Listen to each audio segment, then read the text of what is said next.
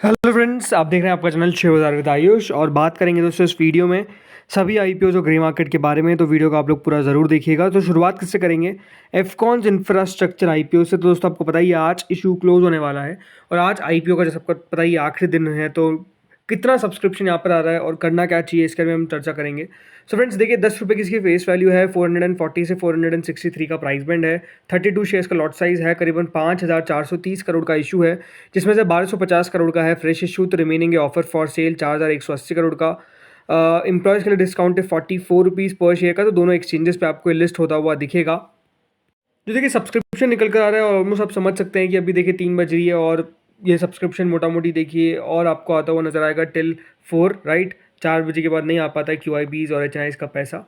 सो अभी तक दोस्तों जो QIB कैटेगरी है वो 3 गुना भरी है, करीबन 3000 करोड़ के आसपास लगाया गया है QIB के द्वारा।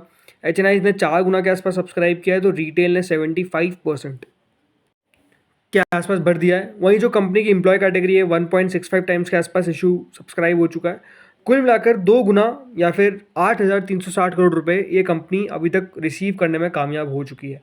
देखिए इशू को जैसे मैं आपको बताया था कि फाइनली ये पूरा तो भर जाएगा, बट क्वेश्चन यही है कि कितना भर पाएगा, राइट। तो QIB का पैसा डल ही है, कोई 3% या 3 गुना माफ़ करेगा 3000 करोड़ कोई बहुत ज़्यादा बड़ी बात नहीं है। HNIs भी अगर आप देखेंगे तो डेफिनेटली बहुत ज़्यादा इंटरेस्टेड नहीं है और रिटेल भी कोई बहुत पार्टिसिपेशन नहीं कर रहा है।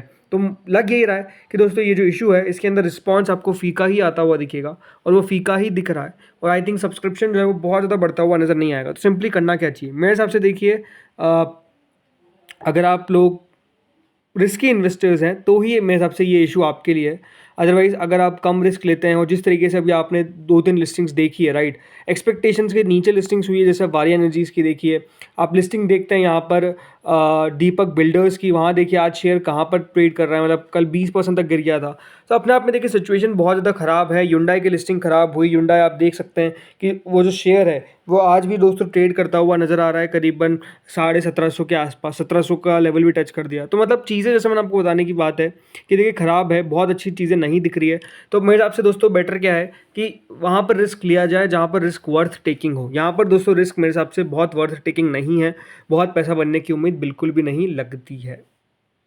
अब आते हैं दोस्तों अगले आईपीओ पे जिसका बेसब्री से इंतजार था, स्विगी। जी हाँ, स्विगी के आईपीओ का भी अनाउंसमेंट जो है वो हो चुका है। 6 नवंबर से 8 नवंबर के बीच में ये इशू दोस्तों हमको ओपन होता हुआ देखने को मिलने वाला है। 1 रुपये की फेस वैल्यू के साथ कंपनी अपना आईपीओ लेकर आई है।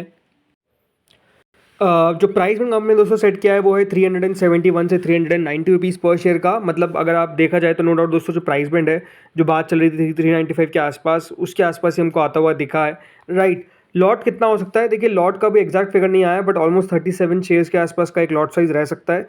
11,327 करोड़ का दोस्तों ये इशू होने वाला है। तो डेफिनेटली इशू के साइज को कट किया गया है। फ्रेश इशू का पोर्शन 4,500 करोड़ का रहेगा। 4,500 करोड़ के आसपास का ये जो इशू है उसमें से फ्रेश इशू मतलब इतना का रहने वाला है 4,500 करोड़ का। एंड जो ऑफर फॉर सेल है वो रिमेनिंग रहने वाला है। पहले ऑफर फॉर सेल 7,500 करोड़ का होने वाला था, लेकिन डेफिनेटली क्योंकि दोस्तों कंपनी अपनी वैल्यूएशन को कट किया तो ऑटोमेटिकली देखिए जो आईपीओ का साइज है वो आपको कम होता हुआ नजर आ गया।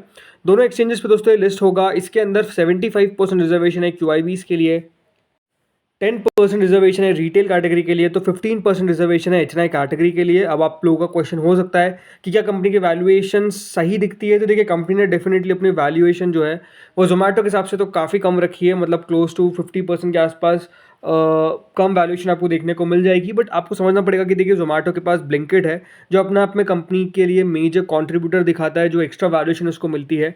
स्विगी के पास भी ज़रूर है दोस्तों, स्विगी इंस्टामार्ट, बट डेफिनेटली जिस तरीके से ब्लिंकिट चलता है उतना स्विगी इंस्टामार्ट नहीं चल पाता है। मतलब ब्लिंकिट के पास काफ़ी अच्छा खासा मार्केट शेयर है अगर आप कंपेयर करते हैं स्विगी इंस्टामार्ट से। प्लस जोमेटो के पास भी दोस्तों मोर मार्केट शेयर है स्विगी से। तो नो डाउट अगर आप वैल्यूएशन देखेंगे तो जोमेटो को ज़्यादा मिलनी चाहिए, बट देखते हैं स्विगी कितना बढ़िया कर पाता है। इंटरेस्टिंग आईपीओ रहेगा, ये बात साफ है। इसके साथ साथ दोस्तों बहुत जल्द एक्मे सोलर होल्डिंग्स के आईपीओ का भी अनाउंसमेंट हो सकता है। ये इशू भी नो डाउट नवंबर के मंथ में आपको आता हुआ दिखेगा, राइट। ऑलमोस्ट 3,000 करोड़ का इशू रहने वाला है। अभी तक डेट्स फाइनलाइज नहीं की गई है। इसके अलावा एक और कंपनी दोस्तों जो अपना आईपीओ लेकर आने वाली है, नाम है सेजिलिटी इंडिया।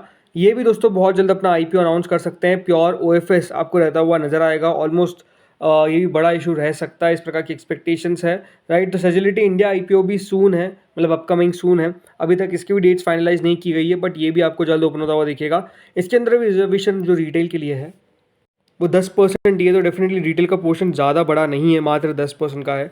मतलब अगर आप अपकमिंग देखेंगे सारे इशू, तो ऑलमोस्ट सब इशू के अंदर आपको 10% ही रिटेल का ऐसा लगता है। बट जो कंपनी है वो दोस्तों फॉर्मरली किसके नाम से आती थी, बकमीर इंडिया प्राइवेट लिमिटेड, जो एक हेल्थ केयर फोकस सॉल्यूशन और सर्विसेज प्रोवाइड करने वाला है, राइट। तो ये अपना आईपीओ लेकर आने वाले हैं। कंपनी के फाइनेंशियल्स आप देख सकते हैं, कंपनी ने डेफिनेटली दोस्तों 2022 में घाटा किया था, बट उसके बाद से कंपनी वापस से मुनाफे में आपको आती हुई नजर आई। बट रिटेल का जैसे मैंने आपको बताया पोर्शन, क्योंकि यहाँ पर 10% ही रखा गया है, तो लेट्स सी कितना बढ़िया इशू दिखता है। सो आते हैं दोस्तों ग्रे मार्केट पे। तो देखिए ग्रे मार्केट में स्विगी की कोई ग्रे मार्केट नहीं चल रही है, कई जगह पे 50 रुपये दिखाई जा रही है, बट अगेन कोई कंफर्मेशन उसको लेकर नहीं है।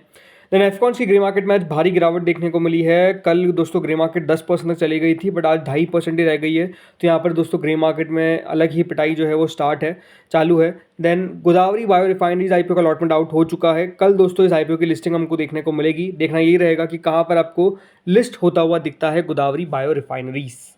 अब आते हैं दोस्तों एसएमईज पे। देखिए एसएमईज में एक्शन ज़रूर बनता हुआ दिखा है, लेकिन अब भी जो एक्शन है वो डेफिनेटली दोस्तों चला गया है, राइट। मतलब एसएमईज पहले कितने सारे आते थे, लेकिन अगर आप देखेंगे तो कोई भी अपकमिंग एसएमई आईपीओ जो है वो डेफिनेटली एक्शन में रहता हुआ नज़र नहीं आएगा, राइट। तो एसएमईज में अभी आपको जो पहले लगातार एक एसएमई आईपीओ की छड़ी सी देखने को मिलती थी, अभी वो रुका हुआ है। बाकी 5 रुपये का भी दोस्तों करंट ग्रे मार्केट, सॉरी 10 रुपये का ग्रे मार्केट जो है वो चल रहा है उषा फाइनेंशियल सर्विसेज का, जो ऑलमोस्ट 6% के आसपास होता है। ये देखना होगा कि कितना बढ़िया कर पाता है। इस आईपीओ का अलॉटमेंट आ जाएगा।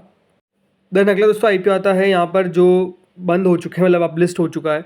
आज यूनाइटेड हीट ट्रांसफर की लिस्टिंग देखने को मिली 28% के प्रीमियम के सामने दोस्तों मात्र 3% पे आपको यूनाइटेड हीट ट्रांसफर की लिस्टिंग देखने को मिली। मतलब लिस्टिंग बेहद खराब देखने को मिली यूनाइटेड हीट ट्रांसफर की। इसके अलावा दोस्तों ओबीएससी परफेक्शन की लिस्टिंग अच्छी हो गई, तब भी 6% का प्रीमियम था, बट 10% पे आपको ये लिस्ट होता हुआ दिखा। तो अपने आप में आप कह सकते हैं कि लिस्टिंग इसकी तब भी अच्छी देखने को मिल गई। प्लस एक और आईपीओ लिस्ट हुआ दोस्तों दानिश पावर, जिसकी लिस्टिंग हुई 50% पे, 65% के आसपास का प्रीमियम चल रहा था।